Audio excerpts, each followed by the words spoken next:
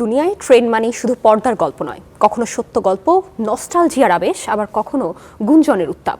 আজকে ট্রেন্ডিং টুডেতে উঠে এসেছে এমনই কিছু আলোচিত মুহূর্ত, যেখানে বিনোদন ছুঁয়ে যাচ্ছে জীবন, সংস্কৃতি, আবার কখনো পেরিয়ে যাচ্ছে রাজনীতির গণ্ডিও।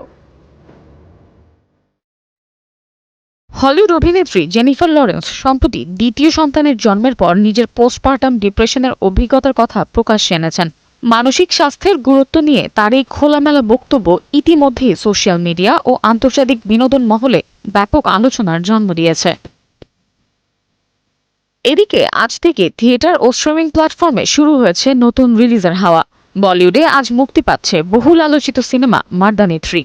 নারী পুলিশ কর্মকর্তার শক্ত গল্প ঘিরে সিনেমাটি দর্শকদের মধ্যে আগ্রহ তৈরি করেছে।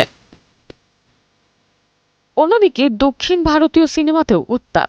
তামিল সুপারস্টার থালাপতি বিজয় অভিনীত জানানায়াগান সিনেমাটি বর্তমানে সেন্সর বোর্ডের সঙ্গে জটিলতায় পড়েছে। একই সঙ্গে রাজনীতিতে বিজয়ের সক্রিয় ভূমিকা ঘিরে তার ভবিষ্যৎ নিয়েও চলছে নানা আলোচনা। এই ছিল আজকের ট্রেন্ডিং টুডে, সিনেমা, সঙ্গীত আর বিশ্ব বিনোদনের আলোচিত খবরের সংক্ষিপ্ত আপডেট।